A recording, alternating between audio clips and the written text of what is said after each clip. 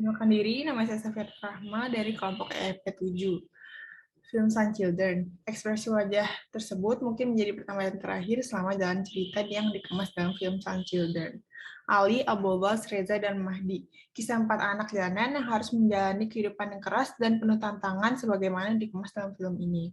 Hidup tanpa sosok ayah menjadi pekerja anak, rasisme, rongsokan mobil sebagai rumah, kekerasan polisi, melanggar hukum, juga melakukan aksi kriminal kecil menjadi hal yang biasa bagi kehidupan sehari-hari mereka. Hidup layaknya mafia mini yang tak kenal lelah dan selalu menemukan cara untuk menjalankan kejahatannya. Mimpi kehidupan mereka berubah dan lahir saat bos mafia ini dipercaya untuk menemukan sebuah harta yang tersembunyi yang terletak di dalam bawah bumi bersama ketiga teman kelompoknya. Menjadi murid sekolah jalanan, akal-akalan menjadi anak sekolah, memukul teman sekolah sehingga berselindung menggali tanah gudang sekolah, harus mereka lewati untuk mendapatkan harta karun tersebut. Sialnya, berbagai rentetan kejadian buruk pun mulai menimpa mereka. Alhasil, kebahagiaan yang mereka dambakan ternyata lebih sulit dari yang mereka kira. Ali, si bos mini, wajah cerdas, berbintik-bintik yang tak kenal lelah dan tidak pernah mengeluh. Mengarahkan gengnya Reza, Mahdi, dan bocah kecil Afghanistan Abobal dalam melaksanakan kejahatan kecil atas perintah mafia lokal. Pandai berkelahi, sulit diatur, berbicara dan bersikap kasar, serta tidak terpapar pendidikan, menggambarkan Ali yang hidup layaknya preman jalanan. Dan sifat tersebut seringkali muncul yang menjadi solusi berbagai masalah dalam kehidupan Ali. Anak yang kurang beruntung, lahir dengan kesulitan ekonomi dan tumbuh menjadi pekerja anak. Layaknya ucapan orang-orang, masa anak-anak merupakan fase yang menyenangkan dalam kehidupan. Di sisi lain, masa kecil Ali musnah saat api melanda habis rumahnya yang juga mengambil nyawa sang adik perempuan. Ayah pecandu dan ibu yang mengalami trauma sehingga harus menjalani perawatan intensif di rumah sakit jiwa, nyatanya hanya menambah masalah selama seluruh 12 tahun kehidupan Ali. Takut, cemas, bingung, sedih dapat dilihat pada raut wajah berbintik Ali. Ekspresi tersebut terpasang selama jalannya film berlangsung, menggambarkan sulitnya kehidupan yang harus dihadapi. Rentetan kejadian buruk menimpa, seakan-akan hilang saat dia melihat sang ibu tertawa walau hanya dari jarak yang jauh. Yang juga menjadi hal satu-satunya berharga bagi kehidupan Ali. Terdapat keinginan yang dikubur dalam-dalam untuk mengeluarkan ibu dari rumah sakit. Namun, tidak ada tempat dan uang yang cukup untuk merawat sang ibu menjadi penghalang keinginan Ali. Rasa sayang terhadap sang ibu seringkali muncul di film ini. Memukul teman yang menghina sang ibu, hingga rela melakukan kriminal menjadi satu-satunya hal yang bisa Ali lakukan terhadap sang ibu.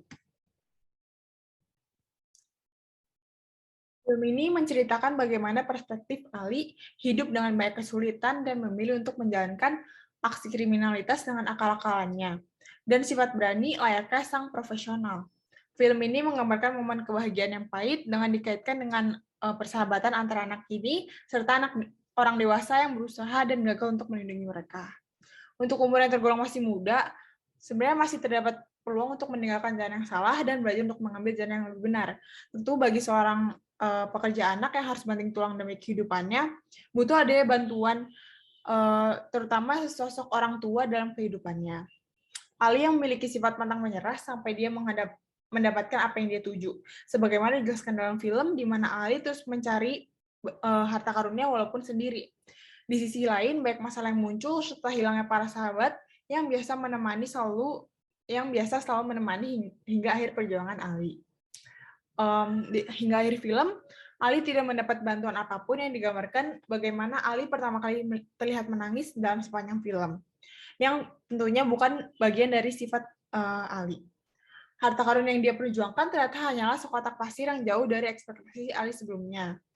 Sekolah yang mampu menampung, serta lembaga perlindungan anak bisa menjadi pilihan untuk Ali sehingga dapat membantu merubah hidupnya.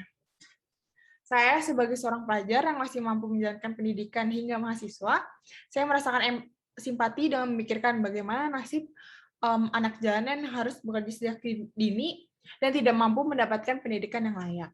Ditambah dengan melatar belakang anak yang gagal dilindungi sehingga layaknya ditelantarkan, saya turut merasakan empati membayangkan bagaimana pahitnya hidup Ali dalam menghadapi banyak masalah dalam hidupnya.